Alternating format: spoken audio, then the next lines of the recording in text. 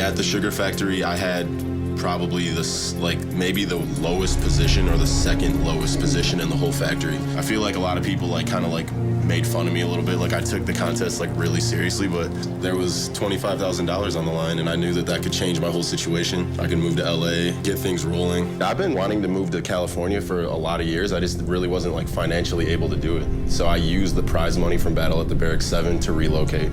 It's hard. I've had a lot more projects to juggle this year than I've ever had to do in my life. When I go to a spot that's super well known, I have this crazy madness in my head because I think about everything that's gone down. I don't want to see him stressed. So to alleviate that stress, you gotta land a trick.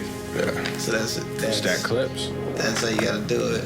I've been doing my thing with my friends, filming videos, for many years. I've been in the streets doing stuff, but a lot of people, they started to know who I was through Battle at the Berrics. So I think it kind of put me in this little flat ground box. And this is my very first street part, so it's I think a lot of people are just waiting to see is this dude does he even really got it, or is he just, like I said, the flat ground kid?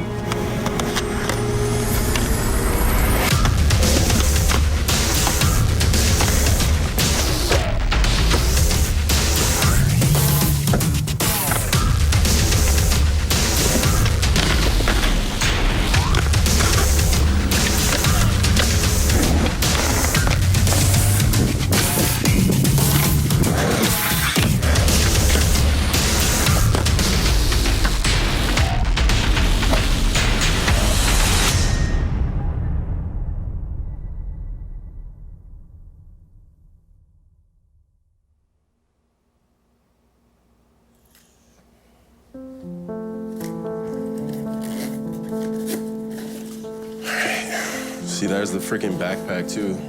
I use this bag every single day. It's like the Pros versus Joe's backpack. So if they make a Battle at the Berrics 8 one, it'd be nice to win it again, but...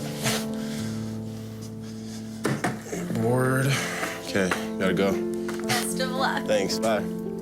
Love you. Love you. I never viewed myself or even the other dudes in the contest we're Joes, We're just, we're skateboarders. I never thought to myself oh, I'm just some average nobody. I've been skating for a long time. I'm not a top name professional either, but I gotta at least hold myself at a certain standard, I don't want to just go into the games and be oh, they're professional, they're better than me, they're gonna win for sure. I'm not on their level. Right. They're all lose. This is the game to get into the finals, so it's really important. My nerves have been on edge all day. I've been thinking about it a lot, a million thoughts running through my head. Frankie said, "What are you doing today?" He probably wants to know if we're gonna hit the streets to film, but I said, no, I'm playing Luan. When I've been hitting the streets, my approach has kind of been based around I'm still in Battle at the Berrics. I want to do good in that. There's quite a bit on the line for it, so I try to avoid injury at all costs. So that's affecting the way I'm skating in the streets and my the things and the obstacles I want to skate. Did you practice any nose guards before we left? Everything felt good. I felt good on my board, but see what it feels like when I'm on top of the roof. I'm hoping if I just go at it, just with a good amount of speed, it'll just kind of go. I think my first introduction to even seeing it's kind of smaller, but it was CCS catalogs growing up when I didn't even have a pro board yet. And you would see a pro skater that, more mainstream guy would be on the cover of that. Never shot a magazine cover before, so Frankie knew about this. He showed me 2 photos, I want to say. Most of my skating, pretty much the majority of it is all technical, lower impact stuff. I don't really jump much or skate handrails, and a lot of the times you'll see a cover photo would be a big handrail or a gap or just something that's more gnarly, and that's really never been the way that I skated, so I was kind of nervous as to what am I gonna get that's really gonna be good enough. Yeah, this is heavy. Yeah, I'm almost a little iffy, man. I think they should put one more mini table on top. I'm not trying to do that. He makes it look so easy. Fuck. My stilt. Is that better? All right, that's better. Ugh. See, I'd much rather do that than do what you did. We just had this spot in mind. It was this roof gap. with like an electrical box going from one roof to another. And for some reason or another, I worked up the balls that I thought I was gonna skate it. It is like mushy when you roll on it too, so that makes me feel even more scared. I'm gonna set up just in case when you guys want to jump on it. Yeah, I want to jump on this thing. You do?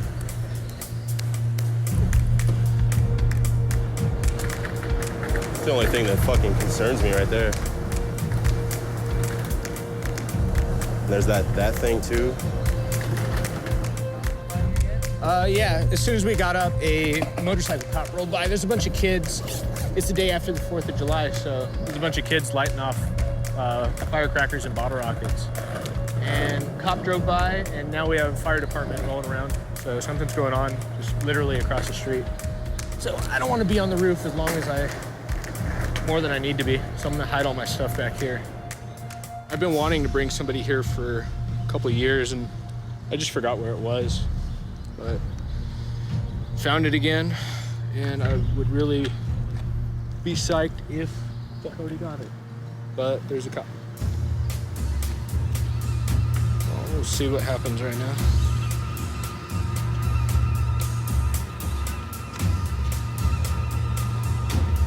What's the cop doing? Pulling over. You guys pick it up? Yeah. Are they coming in? Will it be worse if we're on the roof? I don't know. There's another cop coming out too.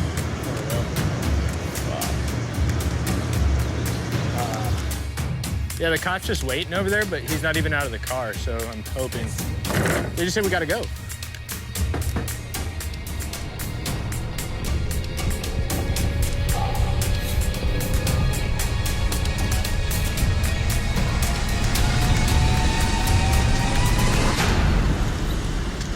Guys, stop climbing over. I'll open the gate for you.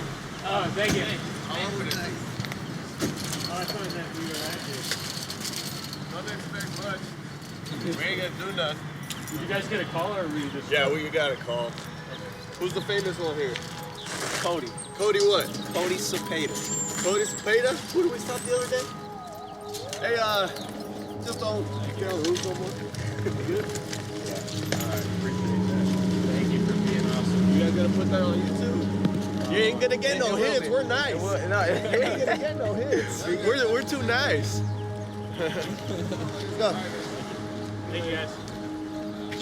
When you're just out filming a video part and you're not competing in contests, and you might, go for broke and skate a lot more dangerous stuff that you might get hurt, because you don't have to worry about anything but just giving your all to that part. And with this situation, I was doing battle at the Berrics, and I was still advancing, and I made it to the finals night, and I didn't want to really I didn't want to chance getting hurt out in the streets too much and then screw up any chances of skating well finals night, because video parts are definitely more important than contests, but I just wanted to try to do well in both aspects. I mean, I want to do the best I can in any lane of skating.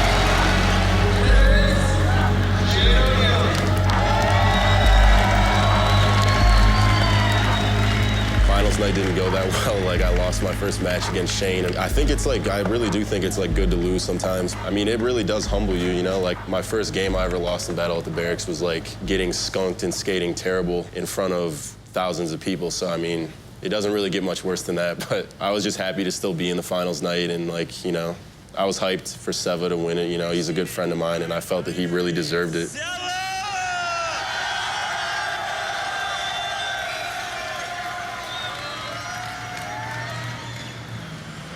And after we left the roof gap spot, I found this, Frankie actually showed me this rail that's a bump to this yellow rail in Chinatown.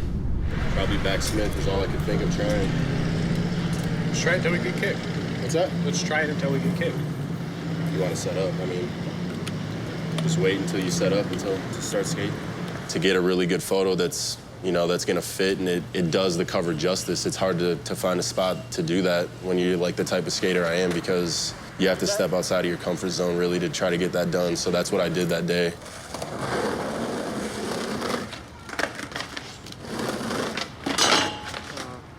That final day of the deadline to get the cover was probably like by far like top 3 stressful days filming for the Push project. You know, I was not feeling good that day at all. I was like pretty much just feeling defeated. I'm just thinking in my head like, damn, like all these guys are out here filming me and I'm supposed to be getting this thing done.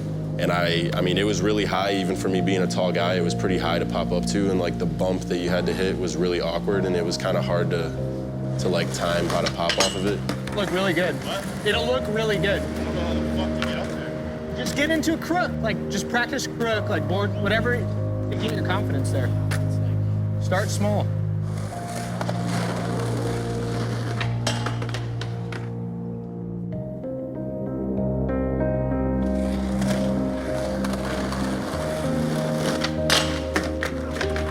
That was it. Dude, I'm like so fucking... I know, but you have it.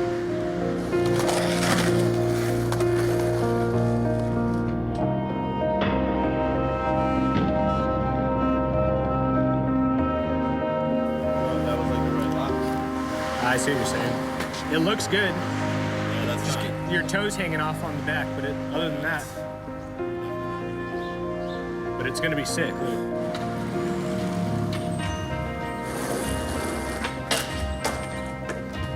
Yeah. Came further than you thought. It's either Well, like if he does, we have a good one. jump on this thing or just don't get a cover. Yeah, usually don't do this, I mean, but you're dude, doing this it. is like something I would never normally skate. Yeah. So it's kind of like, it's kind of crazy that if I actually get the photo. Yeah. You do All right, have, Cody, last you have one. a photo. One shot. Well, last shot, I think. Last one, right? Yeah. Yeah, we got it. Frank.